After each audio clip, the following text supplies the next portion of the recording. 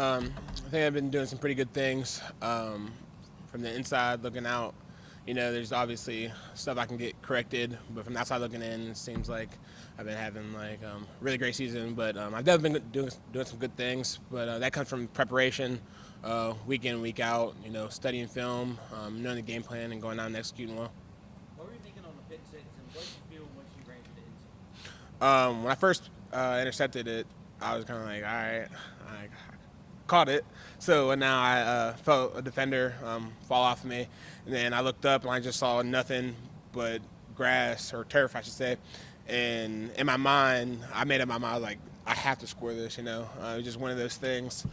But luckily, I had my teammates around me rallying to pick up those blocks to get me in scotch-free. When you're thinking about personal goals, maybe to start the season or even a career, is scoring a touchdown always on that list for every defensive player? I mean, Yeah, I would think so, because it helps the team, helps the offense, it helps the defense, and it's just a really good feeling, to put points on the board for the team. And, I definitely proud of myself for it, because I used to play running back, obviously, and early on people always ask me if I miss running back or anything like that. But on that play, a little flashback of how it felt whenever I was in high school or whatever, but it was a good feeling. do you hear as much from friends and family after you scored as you might, and you had a 20 tackle, 5 sack game?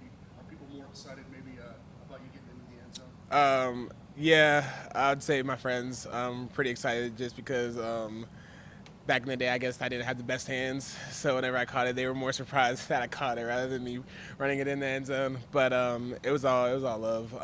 My family was really proud of me, because they always wanted to see me with the ball in my hands one more time, because they always thought I was a good running back. But getting the interception I was able to provide that moment of clarity for them. It seemed like the only thing this defense hadn't done is generate a turnover. You didn't have any in the first couple of games. How important was that? How much of a point of emphasis was that for you? Not for me, but for the team, it was a huge emphasis. Sweeney, week in and week out, was preaching the importance of the turnover margin. And it's crazy to think we went 2 games without a turnover whatsoever. And, it wasn't, my goal to get a turnover per se, but I saw an opportunity, and I made the most of it. How hard was that transition for you from high school, having the ball in your hand all the time, coming here, just having to wait for your turn, not hold your turn, wait for your turn, or the totally position? It was definitely an adjustment. There's been times where I've been discouraged. I'm not sure if I wanted to play linebacker anymore, if I made the right choice, this, that, and the third. But Sweeney does a good job of preaching to us, stay the course, just trust the process, and at the right time, if you work hard, then it will show up on game day. And that's what I did, just worked on my technique, worked on my fundamentals, because to be honest, I didn't really play any linebacker like that much in high school. So coming to college and gaining weight was a big issue for me. Coming in at 190, I knew I wasn't gonna play early. So just really buying in to everything that comes with becoming a true linebacker, definitely helped me get to where I am. Coach Reese said you know the difference between a linebacker and a DB. Is that how you recall it as well? Nah, I wouldn't say this. I think he's exaggerating a little bit on that. It's just I wasn't really a defensive guy, When I did play defense in high school, it was kind of see ball, get ball. And when I made the transition to linebacker in college, I didn't realize how much technique and fundamentals mattered, and just details, and how important they were. Also, playing Coach Venables is a little bit more challenging, correct? What you have to do? Absolutely. Coach Venables is a coach that demands the best, demands effort, hard work, technique, and the little things matter. And you have to know you could be the best player on the team, but if you don't know what you're doing, coaches are going to have a hard time trusting you, putting you out there on the field. If you make a mistake, there's going to be touchdown mistakes. So that was a lot of it for me. Being here early on is just knowing the playbook and playing to a level to where the coaches could trust me out there. Did you ever get discouraged? Yeah, for sure. Early on in my career, I definitely got discouraged, just because I felt like I deserved to play more than I was, strictly off of my talent.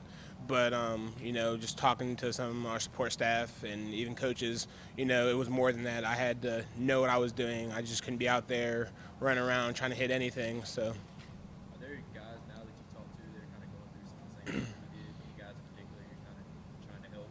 Absolutely, especially in camp, because camp was a stressful period for any college athlete, any college football player, because you're splitting reps, you're competing.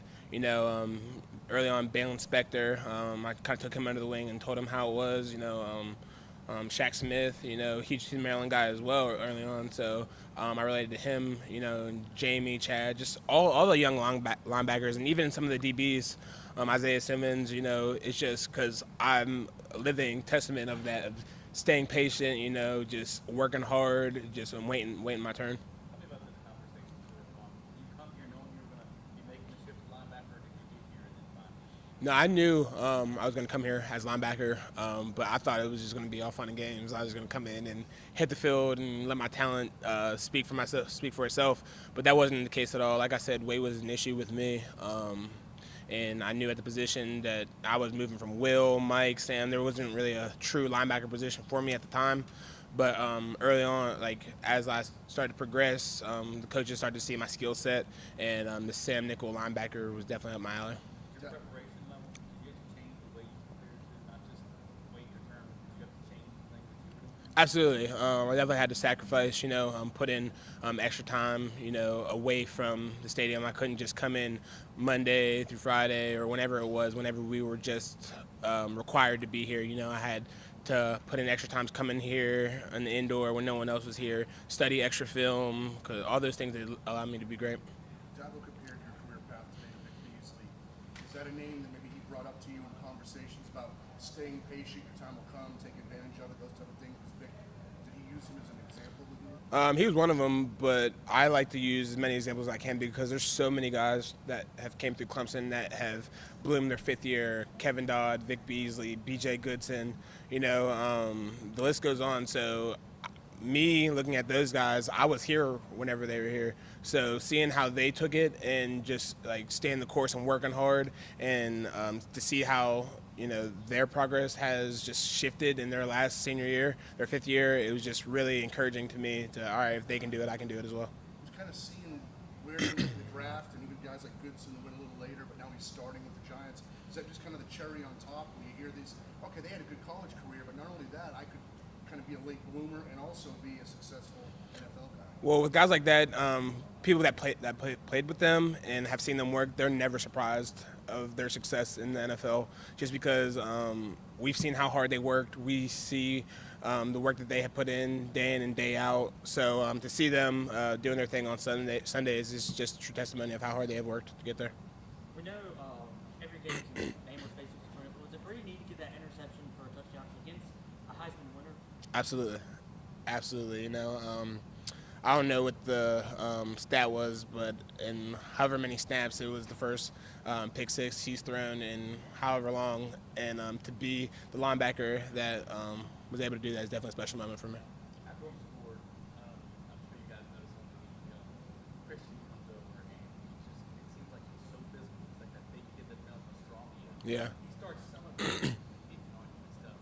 Do you feel that? Absolutely. It's So, like is there something cool about it? 'Cause I was looking at the film and I said, he like is really hard. For you, but at the same time, it's beating you. yeah, I mean, in the heat of the moment, when it's Christian, you definitely feel it. Like if I'm trying to celebrate or whatever, and he hits me, I'm like, come on, man, like give me a break. But he's a very passionate guy.